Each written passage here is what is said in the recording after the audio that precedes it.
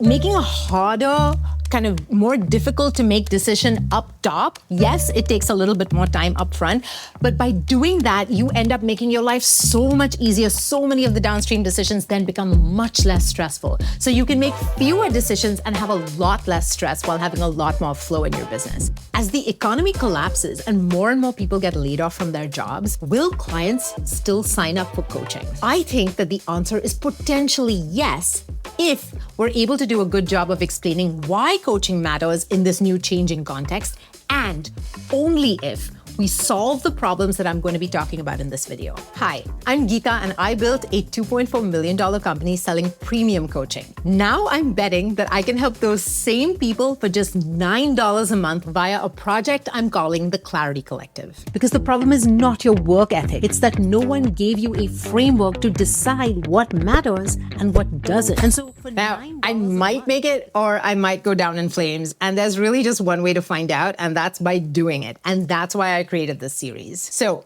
hit subscribe if you want to follow along and learn from both my successes and my mistakes. By the way, this content is going to be most helpful to you if you're in what I call the business of becoming. So think executive coaches, life coaches, healers, people who help people in becoming, in personal transformation, rather than in achieving some kind of external metric. I think that as AI takes over more and more white-collar jobs and takes over a lot of the doing, what humans will be left with is the becoming, a certain subset of skills that coaches and healers help people develop. Problem is, this kind of coaching can be really tricky to sell, not just because it's hard to describe, it's also because each individual client often ends up with totally different results from like the next client. Coaches in this business of becoming need to develop a very specific kind of skill set. So why develop a $9 a month subscription instead of selling bigger packages? This is not an either or, I would starve.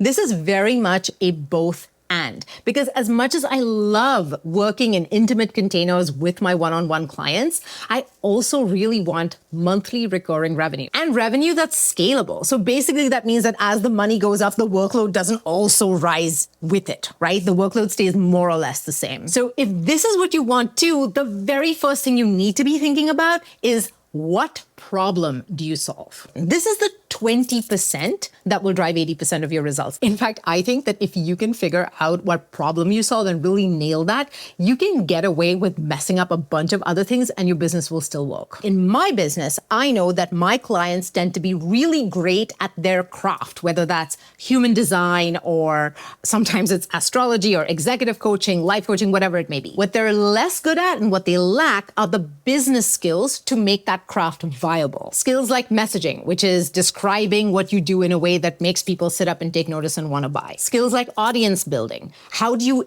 keep introducing yourself on autopilot to a fresh new crop of prospects so that clients are always coming in the door? And skills like systems building so that you can have just enough support and structure in your business so that more money doesn't automatically equal more stress. In other words, I help my clients build the business skills that help the becoming part work better. So what's the problem that you solve? Let's talk through an example, a real life client that I worked with, and I'm going to talk you through the 4 questions that I asked her that helped her get to this immediately. For context, this client is an executive coach. So for her, it's so easy to get trapped in that sort of performative leadership speak and sound like every other executive coach ever. So here are the 4 questions that I asked her that helped her get to the juiciest part of the work, the part of the work that brings her clients, that inspire her, and keep the work really interesting for her, which I think was so important because she was kind of burning out. Even though she had clients, they were not the clients she necessarily loved working with. So the first question, in what ways are you unlocking in yourself exactly what you seek to unlock in others? This is so important, and we always start with this question first, and I'll tell you why. Because if you can find the overlap between what you're doing in your own life for your own reasons, you are going to find the part of the work that keeps you endlessly fascinated, where you're kind of paradoxically both a master and an eternal student. And that's what we want to identify. That's the core that's going to keep you feeling really, really alive and keep you really confident that you have the chops to get it done. Number 2, what do you know about your intended ideal client for this offer? I've used the word intended, and that's deliberate because in many cases, a lot of the people I work with are in the process of kind of shifting their client base. They've maybe outgrown a particular kind of client and they want to work with a sort of higher quality client.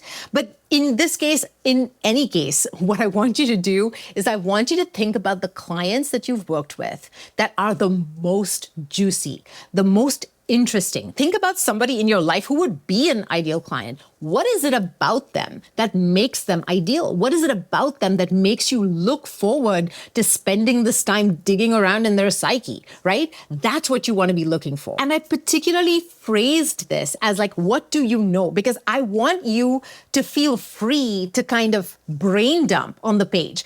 Do it in bullet points. This is not about having the perfect sentence or some kind of tagline. This is absolutely not that part of the process at all. I want you to actually just bullet point and kind of free write. Set a 3-minute timer and actually write down everything that you can think of about this particular person. I'll tell you the kinds of things you want to think about. If you were an executive coach, you want to be like, okay, are they a woman who works in a particularly male-dominated industry? Are they a person of color that often runs into racism or some other form of discrimination? Are they somebody who is the youngest or the oldest on their team and they're running into things like that? Are they in an industry that is doing things that go against their moral compass? Those are the kinds of details that you want to suss out about this ideal intended client. And at this point of the process, I want to say, don't worry if it all seems really disjointed and it doesn't make any sense yet. That's normal. When you answer the question about what do you know about your ideal intended client, you're probably also going to be pulling from more than one client. So you're not going to have just one client's story. You're going to have kind of a mishmash, a composite.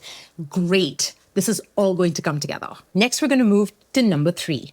What is the problem they struggle with the most? For this question, I want you to get off of what we've been doing in question 2, which is very concrete. It's very scenario-based, right? It's like they walk into meetings and they get their ideas stolen, for example. That's very specific, very scenario-based. In this question, I want you to think about the feelings, the emotional state. So you're really looking for an emotional state that your client deals with, and it has become kind of a motif in their life. So I'll give you the answer that I got from my client. She says, oh my gosh, what they deal with more than anything is self-doubt. It'll be something like that. Self-doubt, self-hatred.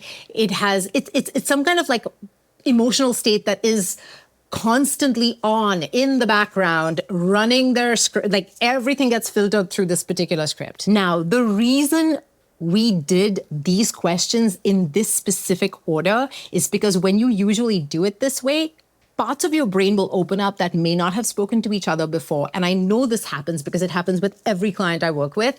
And in this particular case, my client said they struggle with self-doubt. And then what we realized was it was not the typical self-doubt that a lot of people struggle with. Like most people think self-doubt means you walk into a room with a bunch of like really accomplished people and you think, oh God, I don't have what it takes. Not that self-doubt. That's not the self-doubt that her clients deal with. Her clients deal with a very specific subset of self-doubt, which is, I did everything right. I followed the script. I went to the right school. I got the degree. I have all the accomplishments, and my life feels empty or terrible in some way. And I feel like I can't trust myself. I doubt myself. I doubt what I want.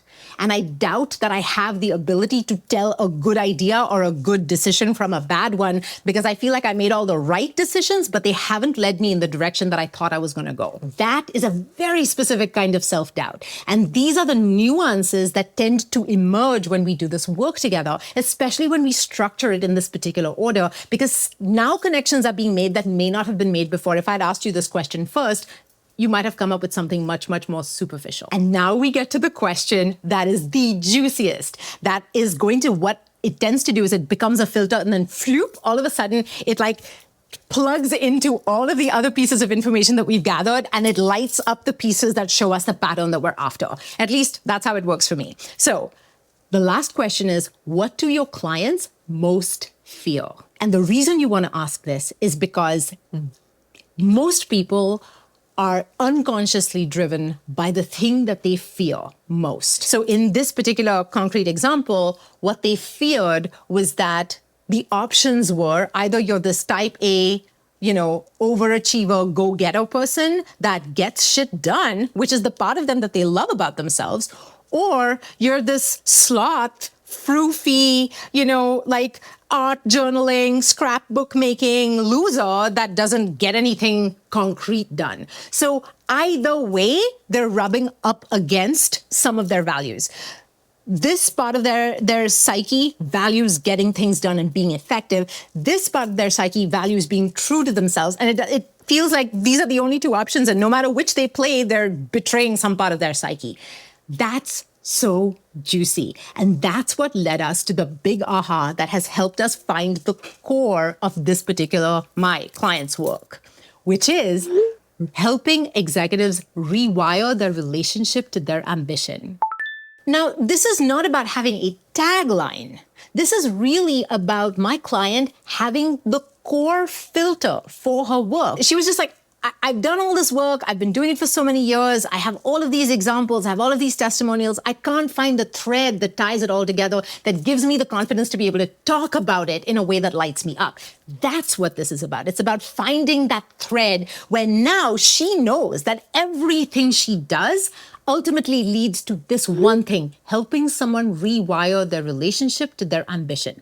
Now that she has this as her bedrock, she can come up with a million metaphors and tell endless stories, and it all feels solid and confident in her body because she knows ultimately what she is talking about. It's not a bunch of disjointed things that may or may not make sense depending on the context, right? The context is established. What we know about her clients is that they're terrified of losing their edge, but they're equally terrified of losing themselves.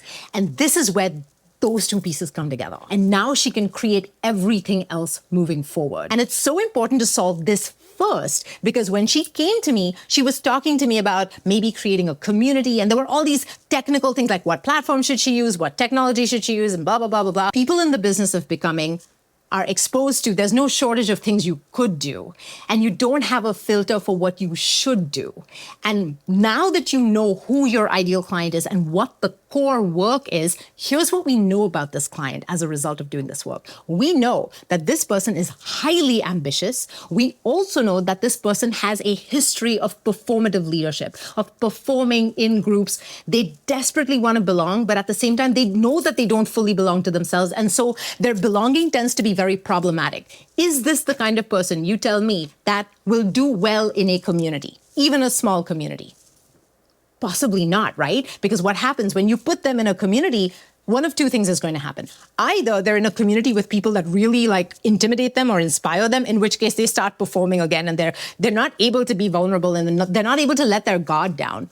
Or you put them in a community of people where they're way ahead of everybody else, and now it's draining to them. They become the den mother, right? They become the person that everybody else looks to for answers because they're so much further along, and they don't feel like they belong to that community either. And so what's going to happen? Those community offers are not going to sell. And so it's kind of irrelevant. The questions about what tech do I use and what platform do I sign up for and all this other stuff, irrelevant. You see how solving a problem higher up becomes a filter for every other decision. So what happens is down the line, all these other decisions either disappear completely, like you don't have to make them at all. These are problems that don't need to be solved, or it becomes very easy for us to solve them. So now hopefully you understand why I'm so passionate about solving problems in the right order. Making a harder, kind of more difficult to make decision up top. Yes, it takes a little bit more time up front, but by doing that, you end up making your life so much easier. So many of the downstream decisions then become much less stressful. So you can make fewer decisions and have a lot less stress while having a lot more flow in your business. And that's why I've put these decisions in order in the Clarity Collective, because I find that you have to make all the same decisions, but if you make them in the right order, they just become so much easier to make. And by the way, if you like this kind of content, definitely hit like and subscribe, because this is the entirety of my channel, is I'm going to help you make better decisions in the right order. I'm really excited for you. As I mentioned before, I think that in a world where there is AI and there is so much rampant greed and short-termism and end-stage capitalism, the skills that will make the next generation of leaders the most valuable, the skills that will hold off humanity's demise, I know that sounds dramatic, but geez, look around us, right? Are skills like learning to listen to oneself, being able to discern truth from falsehood, being able to think in longer stretches, right? Long-termism instead of short-termism, developing a moral compass. I mean, man, if the people in charge had this, this would be a very different world. And finally, husbanding courage. Husbanding courage, that is a skill set. And I know that if you are a life coach, a leadership coach, an executive coach, a healer of some sort, this is the work. This is what humanity needs most in a world where a lot of the doing is going to be taken out of our hands. And the becoming is going to become the forefront, the core of humanity's work. It's what we will get meaning and dignity from. And I think if there's anything that I am scared of as I see the world develop in the direction that it's going, it's that we will lose meaning. We will lose dignity. If we can hold on to these things, we'll figure out the rest. And if you teach these skills, then you're the bulwark against oligarchy, against greed. This isn't about being a gazillionaire. This is about having sufficiency, sovereignty, and dignity in doing work that matters. So if this is a mission that you're on, hit like and subscribe and tell me in the comments, what are you doing to make this world more broligarch proof? Like, what are your skills? I'm so curious to know what my audience does. Like, what do you do in this world of helping others become? I'd love to hear from you.